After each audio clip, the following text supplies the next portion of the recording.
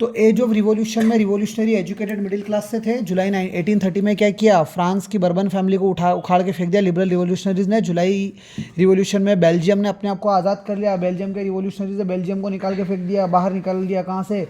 UK, United kingdom और Netherlands से।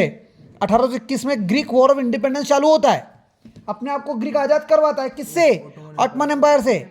Lord बैरन 1824 में इसकी डेथ हो जाती है। एक पोएट है वहाँ का, इंग्लिश पोएट, जिसकी मरते मरते डेथ हो जाए। फाइनली 1832 में ट्रीटी ऑफ कंस्टेंटिनोपल साइन होती है 1832 में, जहाँ ग्रीक को एक इंडिपेंडेंट नेशन डिक्लेयर कर दिया जाता है। फोन गिर रहा है। गिर जाएगा। किससे गिरेगा? ये याद देखो ना। सही में गिर रहा था क्या? हाँ गिर रहा था, ढीला था। समझ में आ गई बात? बढ़े आगे।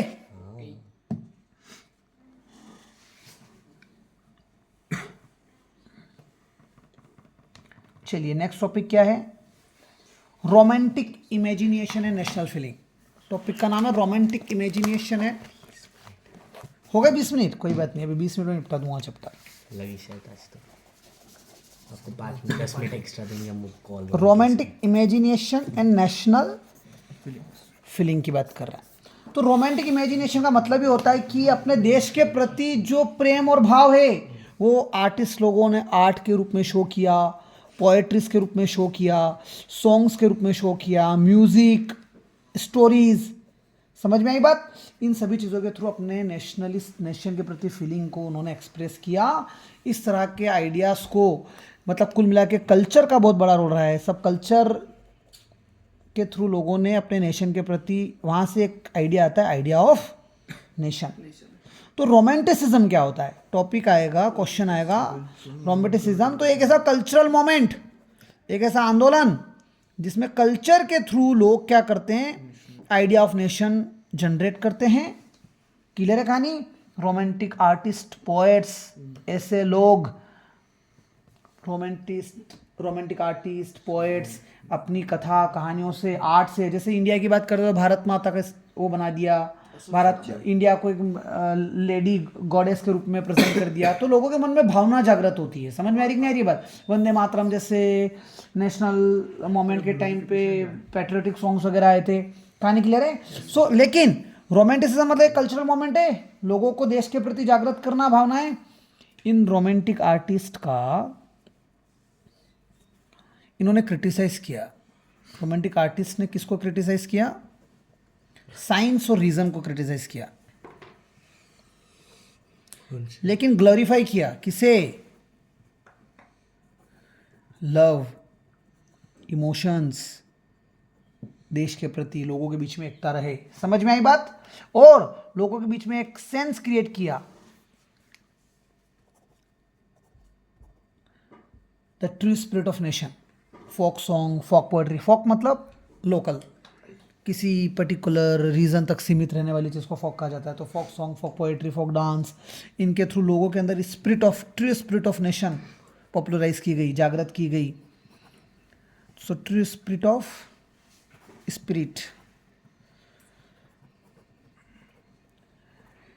कौन सी भाषाओं को इन्होंने महत्व दिया? तो वर्नाकुलर लैंग्वेज। क्या होता है वर्नाकुलर लैंग्वेज? लोकल लैंग्वेजेस को वर्नाकुलर लैंग्वेजेस कहा जाता है। और वर्नाकुलर लैंग्वेज में ही अपने लोगों के बीच में मैसेज इन्होंने, ताकि मोस्टली इलिटरेट लोग हैं वो समझ पाएँ चीज़ों को उनकी लोकल भाषा में।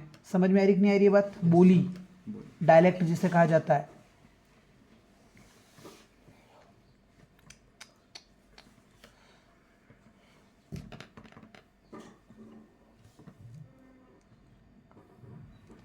बहुत बेकार काम है इसका यार। इसका माउस ले आओ ना। ठीक है,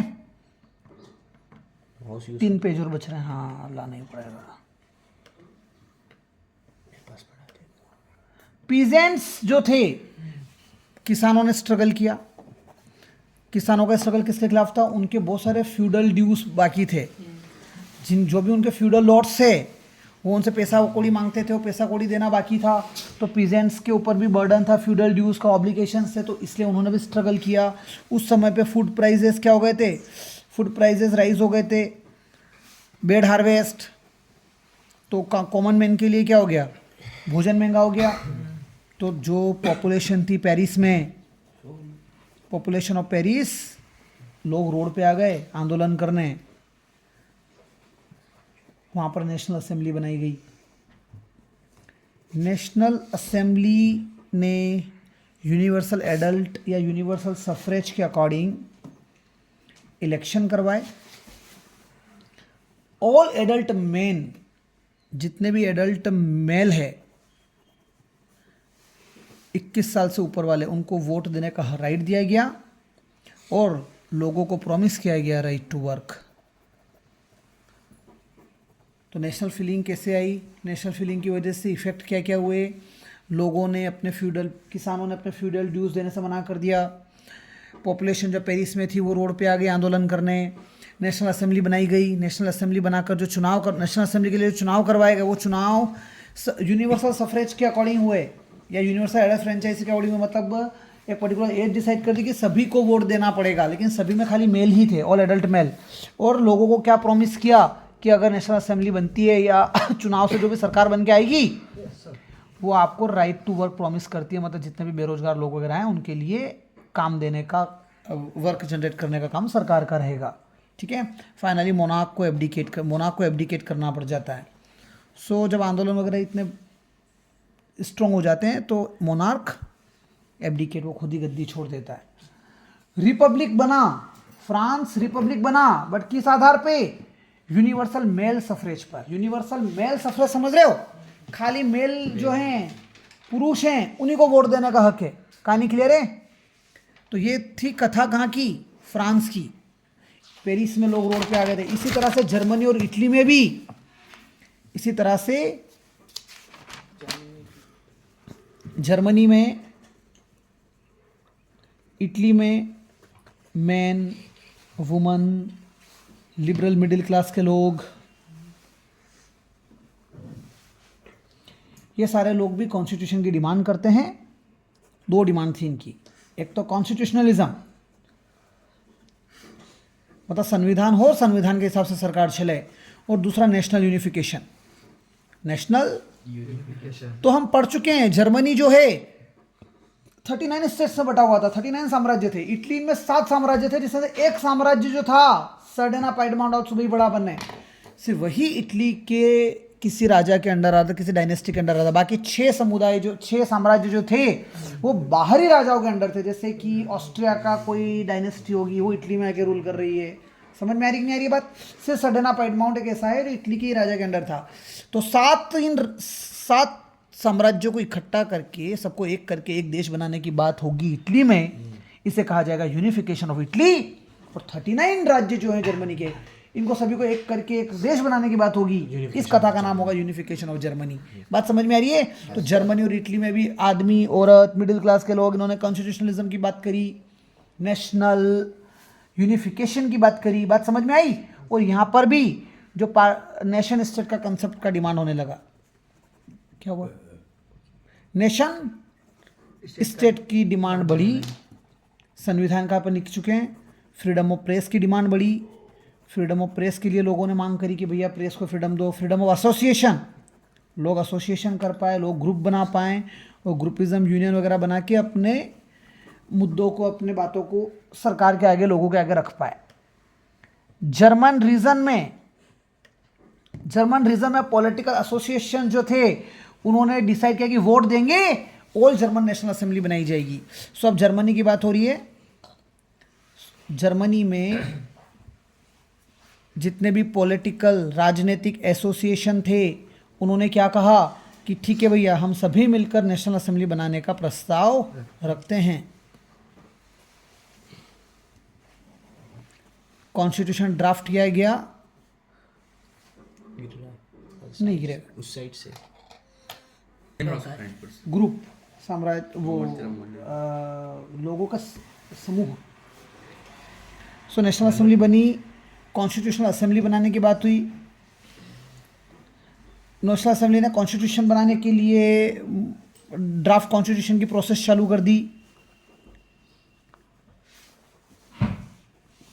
लेकिन अभी भी it will be headed by monarch. राजा को हटाया नहीं गया, जबकि फ्रांस में क्या लिखा अभी अपन ने जस्ट पिछले पेज पर, मोनार्क ने एब्डिकेट कर दिया था, राजा ने गद्दी छोड़ दी थी। यहाँ पर लिखा हुआ है हेडेड बाय मोनार्क। कुल मिला के पॉलिटिकल एसोसिएशन बने, नेशनल असेंबली बनी, नेशनल असेंबली ने संविधान ड्राफ्ट किया, लेकिन हेडेड बाय मोनार्क मतलब पार्लियामेंट का हेड तो राजा ही रहेगा, भले कानून लोग बना देंगे। लोग कौन से? जो रिप्रेजेंटेटिव है, जो चुनाव जीत कर आएंगे, ऐसा राजा जो पार्लियामेंट के हिसाब से चले, कॉन्स्टिट्यूशनल मोनार्क कहलाता है। समझ में आई बात? तो एक वहाँ का जो राजा था, जो सबसे बड़ा साम्राज्य जर्मनी का, प्रशिया, वहाँ का जो किंग था फ्रेडरिच विलियम, इसमें फोर्थ लिखा है, आई थिंक थोड़ा सा इसमें करेक्ट करना पड़ेगा। फ्रेडरिच अभी वेलहेल्म फोर्थ लिखा है मैंने। इसने कॉन्स्टिट्यूशनल असेंबली और इन पूरी कंसेप्ट को रिजेक्ट करने की बात कही, और इसने नेशनल असेंबली को भी क्या किया? अपोज किया।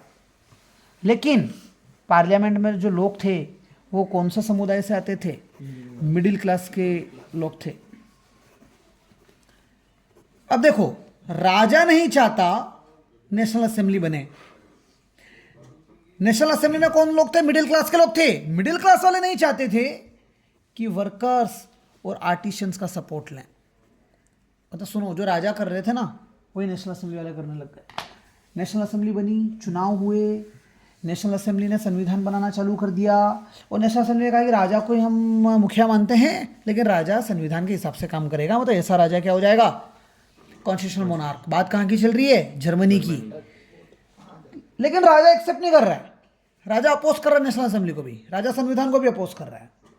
परंतु वर्कर्स और आर्टिशियन भी चाहते थे कि हम भी चुनाव में पार्टिसिपेट करें, हम भी नेशनल असेंबली में आए, हम भी कानून बनाने में, हम भी पॉलिटिक्स में अपना रोल प्ले करना चाहते हैं। लेकिन जिस तरह से राजा एक्सेप्ट नहीं कर रहा था नेशनल असेंबली को, ऐसे नेशनल असेंबली एक्सेप्ट नहीं कर रही है वर्कर्स को और आर्टिशियंस को भी, वो भी अपना रोल प्ले करे। फाइनली क्या बुलाना पड़ा? 3 समुदाय बन गए, 3 ग्रुप बन गए। एक कौन सा हो गया? खुद किंग, एक मिडिल क्लास वाले मतलब नेशनल असेंबली, और एक ग्रुप हो गया वर्कर्स का और आर्टिशियन का। ये इसको नहीं चाहता, ये इनको नहीं चाहते। फाइनली राजा को क्या बुलानी पड़ी? आर्मी बुलानी पड़ी, ट्रूप्स बुलाने पड़े, ठीक है, और असेंबली को डिसबैंड कर दिया। असेंबली मतलब नेशनल असेंबली जो संविधान बना रही है उसको बिल्कुल ही बर्खास्त कर दिया। समझ में आई बात? डिसबैंड कर दिया गया।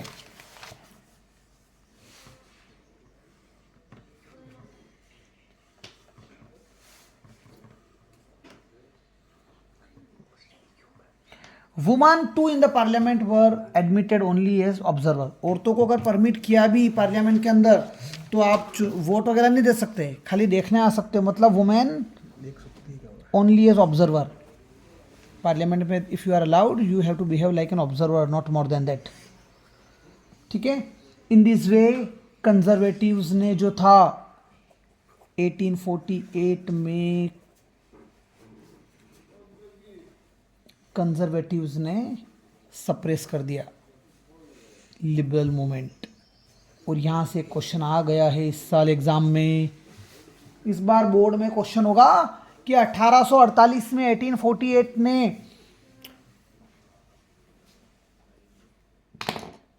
1848 ने कंजर्वेटिव वाले मतलब राजा महाराजाओं वालों ने कैसे लिबरल्स के आंदोलन को सप्रेस कर दिया, ये क्वेश्चन आएगा। तो कथा कहाँ की लिखनी है? जर्मनी की लिखनी है। ये केस जर्मनी का है। क्या लिखेंगे? जर्मनी में man woman liberal middle class के जो लोग थे वो संविधान चाहते थे, नेशन यूनिफिकेशन चाहते थे, पूरी जर्मनी को एक करना चाहते थे, नेशन स्टेट के कंसेप्ट पे बिलीव कर रहे थे, फ्रीडम ऑफ प्रेस चाह रहे हैं, फ्रीडम ऑफ एसोसिएशन चाह रहे हैं। लेकिन जर्मनी में जो पॉलिटिकल एसोसिएशन है उन्होंने नेशनल असेंबली बनाई, चुनाव हुए, नेशनल असेंबली बनाई, संविधान बनाना चालू किया। उन्होंने कहा कि मोनार्क हमारा हेड होगा, मतलब मोनार्क आज से क्या हो जाएगा? कॉन्स्टिट्यूशनल मोनार्क हो जाएगा। जो राजा था वो इसके अगेंस्ट था, फ्रेडरिच वेलहेल्म। मिडिल क्लास के वर्कर्स भी चाहते थे, वर्कर्स और आर्टिशियन भी चाहते थे कि हम भी नेशनल असेंबली का पार्ट बने, पर मिडिल क्लास वाले इनको भी क्या कर रहे हैं? अपोज कर रहे हैं। राजा नेशनल असेंबली को अपोज कर रहा है, नेशनल असेंबली वर्कर को अपोज कर रही है। ऐसी कंडीशन में राजा ने आर्मी बुला ली, आर्मी ने नेशनल असेंबली को डिसबैंड कर दिया और राजा महाराजा का साम्राज्य बच गया। कहानी कहाँ की है? जर्मनी की है। समझ में आई बात? In this way conservatives were able to suppress liberal movement या फिर conservative were able to save dynastic rule. समझ में आ गई बात? 1848 में ऑटोक्रेटिक मोनार्क अबोलिश सर्वडम। 1848 में बंधु सर्वडम, बंधुआ मजदूरी अबोलिश कर दिया। राजा महाराजों ने क्या अबोलिश कर दिया? सर्वडम एंड बॉन्डेड लेबर। हम पढ़ चुके हैं बॉन्डेड लेबर क्या होता है। जिनको रोटी खाना पीना दे देते हैं। बस रोटी पानी दो, काम करो। कहाँ पे? हब्सबर्ग एम्पायर में और रशिया में। हब्सबर्ग में और रशिया में। अब जर्मनी और इटली कैसे बना वो कहानी है। कैसे जर्मनी एक नेशन बना और इटली एक नेशन बना, ये कथा है। तो जर्मनी की बात कर रहे हैं। जर्मनी को नेशन बनाना या इटली को नेशन बनाना, कथा का नाम है जर्मन यूनिफिकेशन या इटली यूनिफिकेशन। समझ में आई बात? अभी हमने पढ़ा कि जर्मनी के अंदर तो जो लिबरल्स का जो आंदोलन था उसको तो सप्रेस कर दिया था। वो तो क्या कर दिया गया था? सप्रेस कर दिया गया था राजा के द्वारा बाय मोनार्क, या मोनार्क ने जो आर्मी बुलाई थी उसके थ्रू। ठीक है, लेकिन 1848 के बाद कथा बदलती है। 1848 के बाद nationalism moved away from its association with democracy and revolution. अब नेशनलिज्म जो हैं या नेशनलिस्ट जो हैं या फिर रिवॉल्यूशनकारी जो हैं, they moved away from its association with democracy. Nationalism democracy नहीं चाहते हैं। अब उनको लग गया यार डेमोक्रेसी हम डिमांड कर रहे थे तो राजा ने हमारा आंदोलन ही सप्रेस करवा दिया, हमें अब डेमोक्रेसी नहीं चाहिए। नेशनलिस्ट या नेशनलिज्म का मेन मुद्दा हो गया था देश को एक करना, जर्मनी के जितने भी साम्राज्य सभी को एक करना, ये मेन मुद्दा था। कहानी क्लियर है कि नहीं क्लियर है? तो national sentiments were often mobilised by conservatives. Conservatives को पर्सपेक्टिव, उनके रिस्पेक्ट से उनके पर्सपेक्टिव से अब आंदोलन को आगे प्रोसीड किया गया। तो जो सबसे बड़ा साम्राज्य था प्रशिया, उसकी लीडरशिप जो ली वो एक व्यक्ति ने ली जिसका नाम है ऑटोवन बिस्मार्क। तो एक नया व्यक्ति आता है लीडर के रूप में, ऑटोमन एम्पायर अलग है और ये नाम है Otto von Bismarck, OTTO, Otto von Bismarck.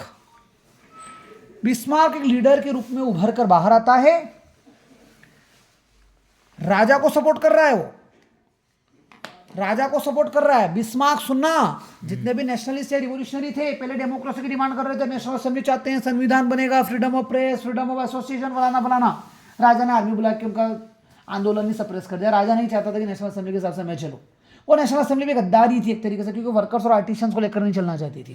राजा जीत गया था, लेकिन 1848 के बाद क्या होता है, ये जो रिवोल्यूशनरीज हैं इनकी विचारधारा में बदलाव आता है। रिवोल्यूशनरी बोलते हैं कि डेमोक्रेसी को भाड़ में जान दो, फिलहाल देश एक करो। देश एक करने के लिए एक लीडर आता है ऑटोवन बिस्मार्क, जो आर्मी की मदद लेता है। प्रशिया सबसे बड़ा राज्य, सबसे बड़ी डायनेस्टी कौन सी है? प्रशिया, जर्मनी में। प्रशिया की आर्मी और ब्यूरोक्रेसी ब्यूरोक्रेसी के थ्रू 3 वॉर हुए। किस किस के साथ हुए वॉर? मतलब ऑटोवन बिस्मार्क लीडर बना, प्रशिया की आर्मी का सपोर्ट मिला, वहाँ की जो ब्यूरोक्रेसी थी उसका सपोर्ट मिला, और 3 युद्ध लड़े गए। किसके खिलाफ? Austria, Denmark and France. और यहां से चालू होती है यूनिफिकेशन प्रोसेस। आपसे पूछेगा राइट और नॉट ऑन यूनिफिकेशन जर्मनी, तो आप लिखिएगा कि 1848 से तो कंजर्वेटिव ही सुपीरियर थे, लेकिन 1848 के बाद जो रिवोल्यूशनरी थे या जो नेशनलिस्ट थे उनकी विचारधारा बदलती है। वो डेमोक्रेसी के बाहर जाकर अपना पक्ष रखते हैं, वो डेमोक्रेसी को साइड करके अपना पक्ष रखते हैं। समझ में आ रही कि नहीं आ रही है बात? इस बार वो कंजर्वेटिव को लेकर चलना चाहते हैं। उनका मुद्दा डेमोक्रेसी नहीं है, उनका मुद्दा अब क्या हो गया? Nation unification. तो ऑटोवन बिस्मार्क आता है, प्रशिया की आर्मी की हेल्प लेता है, वहाँ की ब्यूरोक्रेसी जो है उसकी हेल्प लेता है, ऑस्ट्रिया, डेनमार्क और फ्रांस के साथ युद्ध करता है, और यूनिफिकेशन की प्रोसेस इनिशिएट होती है। 1871 में प्रशिया किंग जो है William 5, he was proclaimed German emperor in a ceremony held at Versailles. वर्सले में एक सेरेमनी होती है और इस सेरेमनी में इसे किंग घोषित कर दिया जाता है, एम्परर घोषित कर दिया जाता है पूरी जर्मनी का एम्परर कौन हो गया? मतलब 39 स्टेट्स मिले होंगे, 39 स्टेट्स सारे इकट्ठे हुए होंगे और सभी राज्यों से कहा होगा, सभी साम्राज्यों से कहा होगा कि अपन सब मिलते हैं, हम सभी का कल्चर ही एक ही है, हमारी बोली, हमारा ट्रेडिशन, हमारी भाषाएं, सारी चीज़ें एक है, तो हम सबको एक यूनाइटेड देश बनाना चाहिए। और ये लोगों की भी डिमांड थी, डेमोक्रेसी नहीं चाहिए, डेमोक्रेसी को साइड में रखो। तो क्या करें? तो 39 स्टेट्स में सबसे बड़ा स्टेट प्रशिया था। वहाँ के राजा को कहा कि ठीक है, आपको हम मुखिया मान लेते हैं, आपको हम एम्परर मान लेते हैं। सो कौन एम्परर बना? विलियम V को एम्परर घोषित कर दिया गया। और युद्ध किसके खिलाफ लड़ा गया? युद्ध डेनमार्क, ऑस्ट्रिया और फ्रांस के खिलाफ लड़ा गया। समझ में आई बात? तो कुल मिला के डेमोक्रेसी नहीं आई है, राजा अभी भी है, लेकिन सारे साम्राज्य एक हो गए। समझ में आ रही कि नहीं आ रही है बात? सारे साम्राज्य एक हो गए। ऐसे केस में जर्मन असेंबली जो है, जर्मन असेंबली बनी, नेशनल असेंबली थी पहले, अब जर्मन असेंबली बनी। उसमें तमाम रिप्रेजेंटेटिव जो हैं वो सभी जर्मन स्टेट्स के किंग थे, प्रिंसेस से। जितने भी जर्मनी में स्टेट्स थे, 39 स्टेट्स, उन सभी स्टेट के जो प्रिंसेस थे। और उसके अलावा आर्मी के रिप्रेजेंटेटिव ऑफ आर्मी, प्रिंसेस की प्रिंस थे, सारे प्रिंस थे। सॉरी भैया, बहुत फास्ट चल रहा है तो कई चीज़ें ऊपर नीचे हो रही है। और ऑटवन बिस्मार्क भी था, PRINCE, एस मतलब तो सभी हो गए, प्लूरल हो गया ना। ऑटवन बिस्मार्क भी था। और ये सब कहाँ पर मिलते हैं? वर्सले में मिलते हैं, हॉल ऑफ मिरर में एक पैलेस है, पैलेस ऑफ वर्सले। यहाँ पर हॉल ऑफ मिरर एक गैदरिंग हाउस है, वहाँ मिला जाता है और वहाँ किंग विलियम V को प्रोक्लेम कर दिया जाता है किंग।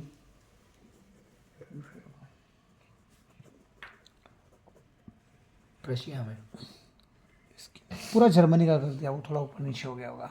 पर्शिया का जो राजा था उसको सभी का हाँ। सो ये जर्मनी यूनिफिकेशन की प्रोसेस होती है। इसमें कुछ बच रहा है यार,